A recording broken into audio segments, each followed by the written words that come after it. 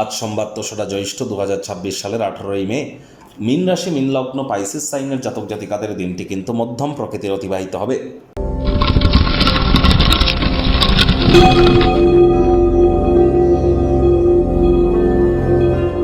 ভিডিওটির শুরুতেই স্ক্রিনে আপনারা দেখতে পাচ্ছেন নবগ্রহ বীজ মন্ত্র।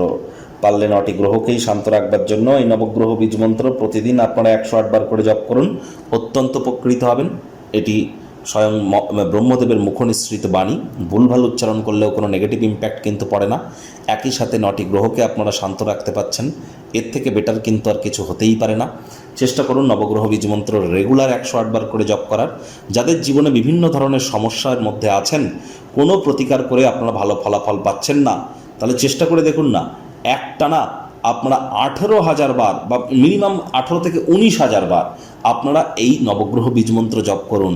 হ্যাঁ, ১৯-২০ হাজার বার জপ করতে আপনার হয়তো ১ মাস টাইম লাগবে, করে দেখুন না। দিনে প্রয়োজনে ২ ঘন্টা টাইম দিন, ১-১.৫ ঘন্টা টাইম দিন, দেখবেন আপনার জীবনে চলতে থাকা সমস্যার সমাধান আপনার 100% খুব ইজিলি প্রাপ্তি করতে চলেছেন। আজ মহাদেবের নাম জপ ধ্যান আরাধনা করুন। চেষ্টা করুন চাঁদের আলো গায়ে লাগানোর, যদি অমাবস্যার পরপর আপনারা নাও পেতে পারেন। মায়ের সেবা আপনারা করুন। অফ হোয়াইট কালারের ড্রেস পরিধান করুন, ব্ল্যাক বা ব্লু কালারের ড্রেস আজ আপনারা অ্যাভয়েড করুন। আর চেষ্টা করুন যতটা সম্ভব আজ আপনাদের ক্ষীর বা পায়েস বা দুধ এই জাতীয় কোনো জিনিসকে যদি আপনারা গ্রহণ করতে পারেন, এটি আপনাদেরকে বহুলাংশ উপকৃত করবে। মানসিক স্থিরতা আপনাদের বৃদ্ধি পাবে এবং গায়ে দুধ বা মালাই গায়ে মেখেও কিন্তু আপনারা স্নান করতে পারেন। ভাগ্য মিটার আজ আপনাদের বলছে 6.5 আউট অফ 10। ভাগ্য আপনাদের অনুকূলেই থাকবে। প্রেম দাম্পত্য এই দুই ব্যাপারে অতিরিক্ত সচেতনতা অবলম্বন করে চলুন। অবসরকালীন সময়ে মন্দির মসজিদ গুরুদ্বারা ভ্রমণ করুন। আধ্যাত্মিক কর্তাকর্ত্রীদের সংস্পর্শে যান, মেন্টাল রিলিফ আপনারা পাবেন। কায়িক পরিশ্রম হলেও শরীর মনে সতেজতাই প্রাপ্তি করতে পারেন। অর্থগত ব্যাপারে আয় ইনকাম বাড়বে, খরচও বাড়বে, যার কারণে সঞ্চয় ঘাটতি পড়তে পারে।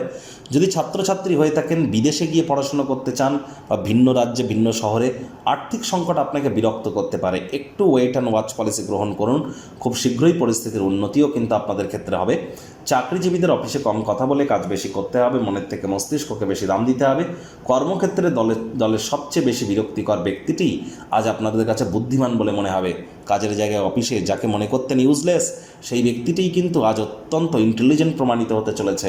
রাজনীতিবিদ যারা আছেন, জনসংযোগ বৃদ্ধি করুন, সমাজে আপনাদের পপুলারিটি তবেই কিন্তু বাড়বে।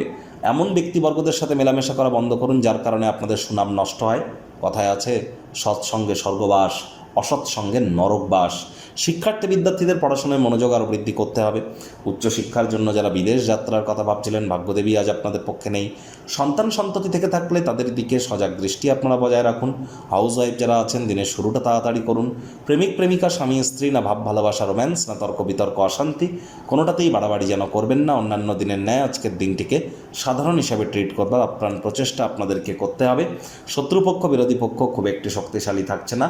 গৃহের পরিবেশ শান্তিপূর্ণ নির্ঝঞ্ঝাট পরিগণিত হবে। পরিবার পরিজনদের সাথে ভাব ভালোবাসা বাড়বে। আজ পরিবারের সদস্যদের সাথে কঠিন সময়ের সম্মুখীন আপনারা হতে পারেন। হাতে হাত মিলিয়ে এগিয়ে যান, দেখবেন বন্ডিং বাড়বে এবং যে কোনো সমস্যার সমাধান করতে পারবেন যদি ইউনিটি আপনাদের মধ্যে থাকে।